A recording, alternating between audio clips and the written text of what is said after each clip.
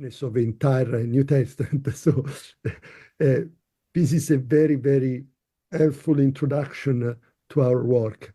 I want now to go to Karin for the second contribution. Thank you. First, I'd like to thank the organizers for arranging this event and for including me. It's a pleasure to be here. Next, I would like to introduce my comments by quoting Gabriele Boccaccini. He says, "It would be unthinkable today, a study of the New Testament that does not include a thorough knowledge of Second Temple Jewish literature," end quote. This is quite a radical statement and a major change in scholarship that should be highlighted, I think. It's also an excellent summary of our program today that emphasizes the interdependency between the study of New Testament texts and the study of Second Temple Judaism. The trend among New Testament scholars to situate New Testament texts within Judaism was triggered by the insight that Judaism post-70 seems to have been as diverse as it was before the destruction of the temple, and that Jewish self-identity was fluid enough to have allowed for Jesus-centeredness as an orientation within Judaism. That is, it's intertwined with scholarship within Jewish studies. In turn, New Testament texts are now regularly used as sources for first-century Judaism, which in turn broadens our view of that phenomenon. In the time I have today, I would like to draw attention to a few things regarding the within Judaism perspective that have to do with definitions, distinctions, and clarifications. First, social boundaries shift over time and are contingent on historical circumstances. This means that the boundaries of Judaism in the first century were not the same as those of Judaism today. This may seem self-evident, but it needs to be mentioned in this context because it has implications for the within Judaism perspective and the way we use terms such as Judaism and Jewish. While Jesus-centeredness was a natural part of first-century Judaism, most Jews today see belief in Jesus as incompatible with Judaism. The reasons for this lie in historical circumstances and is perhaps best illustrated by a modern example, namely Israel's law of return and its amendment.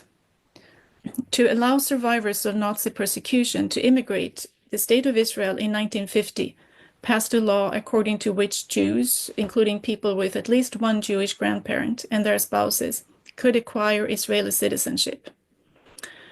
In response to claims to Jewishness made by a Jew who had converted to Christianity, the famous Brother Daniel case, it was later amended to exclude a native-born Jew, that is, a Jew according to Halakha, who adhered to another religion. The amendment declared that a Jew means a person who was born of a Jewish mother or who has become converted to Judaism and who is not a member of another religion. So this redefinition of Jewishness only makes sense against the background of the Holocaust and Christian persecution of Jews. Historical circumstances that have made most Jews think that Jewish and Christian are incompatible categories. One of the justices of the Israeli Supreme Court justified the amendment with the words, "Law follows life, and not life the law." So, because of this, or related to this, are three important distinctions that need to be made in order for the within Judaism perspective to be useful.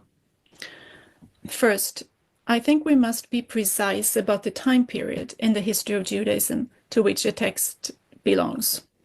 For instance, for the sake of clarity, we should speak of Paul within first century Judaism, rather than simply within Judaism. Paul's writings are obviously not within modern-day Judaism or within rabbinic Judaism. So, to prevent misunderstandings and avoid imposing a normative view of what Judaism is or must be, we should be careful to define the time period we're talking about. And second, we must distinguish between the origin of a text and its reception. A given text may have originated within Judaism, that its inception is Jewish, but subsequently interpreted from a position outside of Judaism, its reception history is within Christianity. Thus, it's important to clearly indicate the stage of a text's history to which we attach the label within Judaism. So precision and distinguishing clearly between a text's inception and reception are crucial, so that placing a text within Judaism does not become an excuse for disregarding or explaining away its later often anti-Jewish interpretation within Christian tradition. Third, we need to keep the perspective of the historian and the believer separate. This is most evident when a group's claim to Jewishness is rejected by other groups. This was eventually the case with Jesus-oriented Jews, and in some cases Gentiles too, in antiquity, but it can also be illustrated with a modern-day example. Many modern Messianic Jews self-identify as Jewish, but their claim is rejected by the mainstream denominations of Judaism, again because of historical circumstances, as Mark Kinzer and Jen Rosner argue in the volume that I edited together with Anders Runeson. While a community of believers naturally has the right to define their boundaries, the historian should not take sides in such debates. From the point of view of the historian, as Shaya Cohen points out, and I quote him, Judaism is a relativistic construct of human beings, and no variety of Judaism is any more correct or authentic than any other, end quote. Similarly, Michael Satlow notes that self-identification is the starting point for any non-normative understanding of religion. Thus, the historian cannot judge the legitimacy of a group's claim to Jewishness and can only try to explain those claims and the reasons why others may not accept them. So, when pondering whether an ancient text whose author's identity is not known to us should be understood or placed within Judaism or not, a focus on the self-identity that the text conveys is important, as is that self-identity's relation to Jews and Judaism. I would like to end with two questions about our use of terms. Can we use Judaism when the texts themselves do not? And can a text be within Judaism without being Jewish? The latter is a distinction I would like to make, and I'm curious to know what you think. We have gradually learned to be careful, even with terms that do appear in the ancient sources, such as Jewish, Christian, church, and synagogue, which, if used uncritically, can imply false continuity. But what about the other side of the coin, using Judaism to describe something when the texts themselves do not?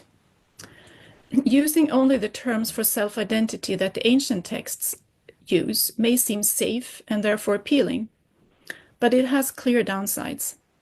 Many of these terms do not mean anything to us, and they don't help us determine the text's relationship to Jews and Judaism. Let me give an example. The Pseudo-Clementine Homilies, an early 4th century text that goes back to the early 3rd century, and I know we're talking about the focus today is New Testament texts, but I think going a bit forward in time will actually help understanding New Testament, the issues with some New Testament texts also. So the Pseudo-Clementine Homilies use theosebes as a self-description of Jesus-oriented groups, and theosebeia to denote their worship. When you look closer at what this entails, a vision emerges that is within Judaism insofar as it reflects Jewish ideas of what it means for non-Jews to worship the God of the Jews. But the author doesn't call this Judaism, and he is addressing non-Jews. And perhaps the author himself is not even Jewish. I have called this vision Jewish teachings for Gentiles. Other scholars call it Christianity or Jewish Christianity. The author uses neither term, but we need to translate the self-identity terms to figure out what they mean. At the same time, the act of translation risks giving the wrong idea about the text's self-identity, such as calling it Christian, which the author deliberately, I think, avoids, so we shouldn't do it either. So can a text be placed within Judaism, even if we would hesitate to call it Jewish, because it does not represent Judaism for Jews, but rather reflects what Judaism teaches for Gentiles? For us, it's obvious that the Jewish people is made up solely of Jews, but the Hebrew Bible at times seems to include non-Israelites in the people of Israel, the Gerim. And I wonder if in antiquity some Jews would have been open to including Jesus-oriented Gentiles, for instance, within the boundaries of Judaism. So I end here where I began. Social boundaries shift over time, and we need to take these changes into account when we discuss whether an ancient text can be placed within Judaism or not. Thank you.